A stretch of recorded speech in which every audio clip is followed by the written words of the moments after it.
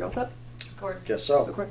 Well, good afternoon. It's afternoon here. It will vary when you guys in the class watch this. This is the first time you've probably seen me and heard me speak other than my picture, so now you're well aware of the fact that we use Photoshop. But I'm here with Rick Tritley, who's our Vice President for Student Affairs and also a retired Lieutenant Colonel from the U.S. Army. So you Army folks now know that this is more than just me telling you what's good and bad. And we're also we're hoping that Vito Ches, who's our Director for Safety and Security and a retired Army Major from the U.S. Army, will be here shortly as well to talk about our emergency preparedness plan. And I'm Dr. Pauline Hoffman, the Dean and the Professor in your class at this point, although that may vary. At this point, you guys have all taken a look at our emergency preparedness plan that was available on mysbu.edu, and we've also had discussions about it. But I did want to bring in Rick Tritley and Vito when he's able to make it to talk a little bit about how that came about, who was involved in preparing the plan, and how it's going to be modified and so on, and to answer any of the questions that may come up. So Rick, the first question I guess I'll ask is, can you kind of walk through how the plan was put together, who was involved in the process, why you decided that we needed to have a plan here at St. Bonaventure, and some of the different topics. I know we kind of got a kick out of some of them, like, oh, if there's a bear on campus, here's what happens, and so on. But if you don't mind sort of walking through that process for us, please. Sure. Well, I'll take you back to 2008. I retired from the Army in June and was originally hired to be the Director of Safety and Security. When I met with the President, Sister Margaret Carney, to discuss the role, the very first thing she said is your priority is to develop an emergency preparedness plan. We do not have one. I'm not comfortable. We need an emergency preparedness plan. And with your background, you're the guy I want to lead it. So I was hired to start in July. Mm-hmm. And over the next 90 days, we put together a team of subject matter experts from around the campus representing just about every constituency you could imagine who may have a role in an emergency plan. And we did a series of regular meetings, first trying to brainstorm here in our location, rural Western New York, small Catholic college, what are the potential emergencies we might face. So we spent the entire first meeting doing nothing but just brainstorming and coming up with the lists that are represented in the annexes that you'll see in the plan. Once we had the list, we started working through the functions and how we would go from nuts to bolts on, okay, something bad happens. How do we communicate with the community? How do we get the word out? How do we immediately protect and shelter the community? How do we work with all of the local emergency responders and law enforcement to make sure that we have a coordinated effort and we're capitalizing on their strengths, because as you know, we don't have an armed security force here, so we rely heavily on the local police agencies. And then of course, how do we handle the actual emergency? How do we deal with the recovery process in an emergency? And how do we resume back to business operations? So of course in higher ed, it's all about getting through things and starting the functions of the university back up as quickly as possible. So that was about a 90-day process, and I'll say this, 90 days may sound like a long time to us military guys, but in higher education it was really an amazing feat. When we finished that process, people came up to me and said, can't believe you guys got that done in 90 days. Mm-hmm. That would have taken 2 years or 3 years under normal process. But since we were given the green light by the university president to make that a priority, we were able to overcome that. So that's kind of the background and how it got put together. You asked why have an emergency plan? Mm-hmm. Well, if you think back to 2008, A, we didn't have one and we really needed one. B, there were a lot of bad things occurring.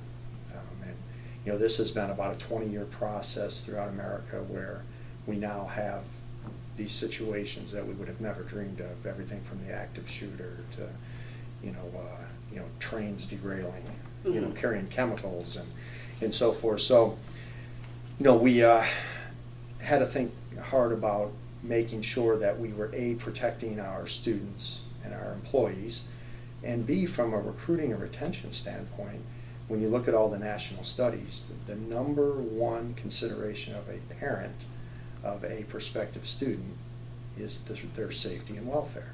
So if a university, doesn't have a plan or can't handle, situations that come up, that's going to ruin your reputation and eventually hurt your bottom line in terms of recruiting and retaining students. And then I think the biggest thing for me coming out of the military was it was just the right thing to do. I mean, we have an obligation to protect our community. And it's not like the old days where we had this sense of security. The reality is, there's active shooter scenarios occurring just about every week across America. Just turn on the news in the last couple of months. Yeah. There's one every other day. That's good. And that has to be quite frightening for you guys. I mean, certainly for all of us. I mean, I worry in education as well. But so then do you take a look at, I'm sure you follow very closely, what happens in these particular situations, like the situation in California and then recently in Seattle and so on too. Do you take a look at your plan then and say, okay, would we be prepared for a situation like that particular incident? Or how do you sort of revise the plan, I guess, or review it? Sure. I think we have a very good continuous process of reviewing the plan, updating the plan, learning from all of our drills, learning from other universities. The federal government has tremendous information available on the website regarding emergency planning, and they do a good job of capturing the lessons learned from all of these various incidents. So we now have a team led by our Director of Safety and Security, Vito Ches, who routinely gets the team together, discusses various scenarios, updates the plan. We try to update the plan on an annual basis.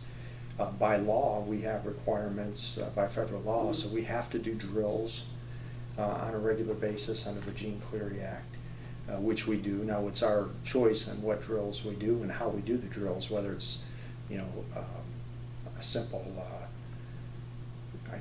tabletop exercise, or we go full blown and shut the campus down for 2 or 3 days, and or we do a sandbox rehearsal like all my military brethren will understand. But we do all those type of drills, and so as long as we're continually learning, continually updating the plan, we feel we're in a pretty good place. But at the end of the day, when bad things happen, you rely on A, having a plan, B, the training you've provided the community, and C, people making smart, rapid decisions that save lives. And so we try to exercise that command and control team as well here at the university with a series of exercises. Now, speaking of the drills, I want to go back a few years because this class is a conflict resolution class. So we talk about crisis communication and crises within your organization, but we also talk about interpersonal conflict and dealing with, so for example, the two of us interacting and so on. And I remember when you were putting the plan together and it was being announced to the campus community, there were folks, and I forget what the first drill was. I'm not remembering what the first drill was, but I remember there were people on campus, some faculty members and students who were up in arms. They were just so upset that you could possibly, on a Franciscan campus where we practice peace, possibly have a drill like this. And of course, I'm in my office thinking, that's just the most absurd thing ever. Of course, we need to have drills and practice. But from an interpersonal relationship perspective, how did you handle that? When you had these folks, and I know the faculty, the class doesn't need to know, and the students who were involved, or many of them, how did you handle that? Well, it was difficult because in any organization, change is difficult. Right? So you come into the higher education world, and it's much different than the military world that I came from. Anyone in the military would understand very quickly why we have to be prepared and our obligation to protect people, and we have to train, and we have to have a good plan. But here, that was a tougher discussion. And I think the way we overcame it is, first of all, we included people from all around the campus, and everyone from faculty to our, director of maintenance to our safety and security director, health services, you name it. We had them at the table, so you kind of get the buy-in by including people. We also had a real detailed marketing plan, and we were trying to put information out to the community on a regular basis. And then when we got ready to do the drill, we did an active shooter drill. And we went to a full-blown drill. So we actually shut the campus down, as you recall, for 3 or 4 hours. We had role players. We had all the local law enforcement, emergency responders playing, In fact, our ROTC department command and controlled the exercise in Mhm. terms of observer controllers and actually led the after-action review process. So that was great having the military expertise to do that Mhm. part for us. Mhm. But you know, we couldn't please everyone. Mhm. We knew that, but we knew this was so important. We couldn't let hurt feelings stop us from doing what we knew was right and had to be done to make sure our campus was well prepared. Mhm. And especially going back to '08, there were a number of instances where the active shooter situation was in the news on a regular basis, and we thought we're going to start with the hardest Mhm. emergency we can think of, Mhm. and we'll do the full-blown rehearsal. And we got a lot of very positive comments out of that from local law enforcement, from parents, from alumni. And yes, we had some doubters and some people who thought it wasn't a good idea because given our Catholic background and that we should be promoting alternatives that would say we can solve these in a peaceful manner rather than bringing in 100 armed law enforcement officers. Sit-ins don't always work, I No. don't think, no. Not in that case. No. You know, so that's how we overcame that, I think, and it ended up being a fantastic Mhm. experience for the campus. You touched on a couple of things that I did want to bring up also, because this is a class in the strategic leadership program. You're not going to be able to please everybody. And in leadership positions, I think that, you know, we've certainly seen that, and particularly in this class. You're not going to get everybody on the same page with you. And as a leader, it's at a certain point, you might just have to say, okay, I respect everything that's been brought to the table. I appreciate all of the ideas, but now I have to make the decision. And, you know, these are the things that we are going to do. And you take a look at the mission of your organization. You take a look at who it is you're serving, and in this case, the students, the community, and so on, and what's in the best interest of all of those folks. And I think, you know, you speak to that. And you also talk about collaboration. You know, as you said, we don't have armed folks on camp. That's probably a good, don't give the deans arms. We don't want to, you don't want to do that. But you have a collaboration with our local county sheriffs, and then there are the two towns, Allegheny and Olean, I think, have their own police forces, right? And then the state Right. police as well. So you've developed wonderful relationships with the police, but then also the other emergency responders, fire and paramedics and so on. And I think that's critical. Having the buy-in from the president as well as the other members of the leadership, including the board and the other cabinet members, I think is key too. And then you mentioned the communication, truly getting the communication out to folks so that they're aware of what's going on, so there aren't surprises, so that everybody was aware it was a drill, there was no confusion. I don't think anyone thought a War of the Worlds sort of a thing happened. No, it was all very, very well communicated and so on. And something else that you did mention too, I've been on panels with Rick when we've spoken with parents, and that is the number. The rest of us may as well just sit back because everybody's asking, you know, will my son or daughter be safe? This year we had questions about gangs, if there are gangs around and on campus, and God, I hope not, but I think that there aren't any. Those of you who've come to Bonaventure, and I know we have quite a few alums in the group, know that it's not a real gang-heavy town. Okay, so those comments. Did you have anything else you want to add about the emergency preparedness plan? Well, you talk about decision making. Mhm. You know, my military brethren will respond well to this, I think. At the end of the day, a leader gets paid to make tough decisions. Mm-hmm. You know, and we have a lot of support staff that help us gather information and, you know, provide recommendations to us, but at the end of the day, the leader has to make the tough call. And that's really what this comes down to. I mean, we're talking about life and death, planning and situations. You've got to be willing to make those tough calls. Mm-hmm. Fortunately, we have a president who gets that, Mm-hmm. and she's delegated that responsibility to Vito and I, and I think we certainly get that. Mm-hmm. And we're willing to do whatever it takes to make this as safe an environment as possible. Mm-hmm. And I certainly appreciate that you're willing to speak with classes too, because this isn't the first class I've had you speak with, and it's been very well received. Usually at the end, we're not at the end yet, don't get excited. Usually at the end I have them share war stories, well, literally and figuratively, I guess, in that case, but we don't need to do that here. I did want to touch on a couple of more recent crises that we've dealt with on campus, most specifically because I know some of the students mentioned this in the post, students who are familiar with the campus.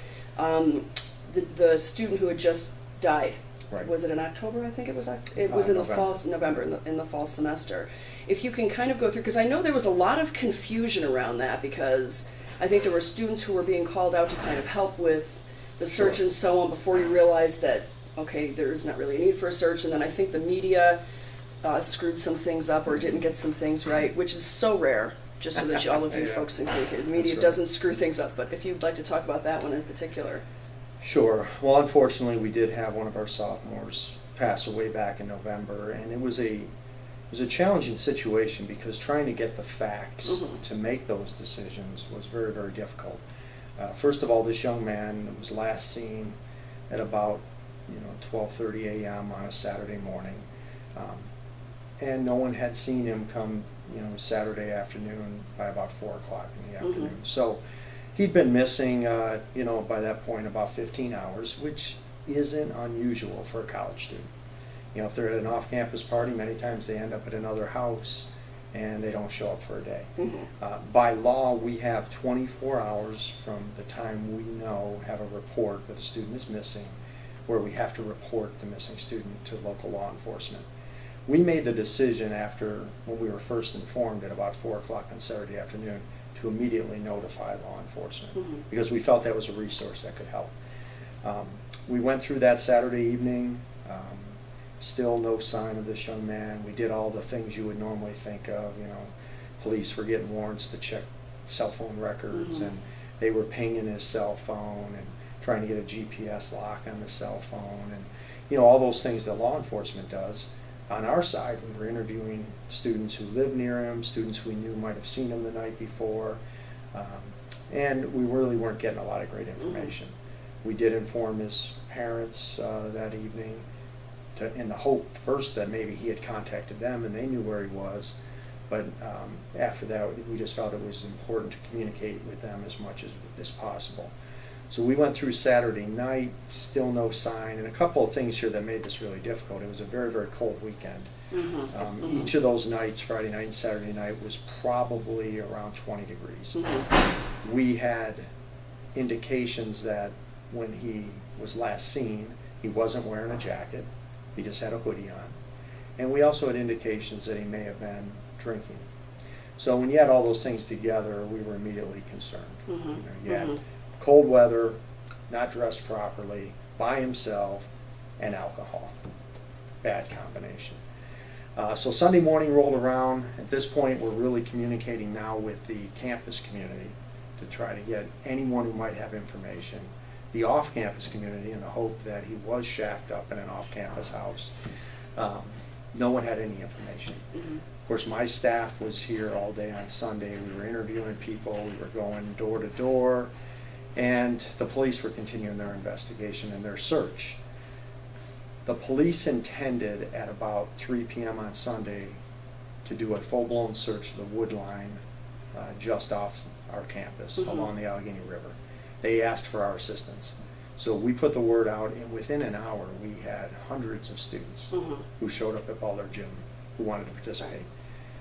We were getting ready to provide a safety briefing to them and then to get them into their teams and assign them a sector of a map to go search when I get a phone call from the police saying, "We found the body, he's deceased." So here I am, hundreds of students ready to go search, and I now have this information and we're not going to do a search. Obviously there's no need to do a search. So a very ethical decision for me at this point is, do I tell a fib to disperse this crowd and to get them going so we can go move to the next stage with the police of notification of parents, and the investigation they have to do because they treat everything as a crime initially. So the bottom line, I had to stand up in front of all this group that had assembled and said, we just talked to law enforcement. They've asked that we not do the search. It's already 3 p.m. It's going to be dark in 2 hours. They don't want a situation where another student might get lost in the woods or whatever. So I felt bad about doing that. But again, that's a choice you have to make at that time.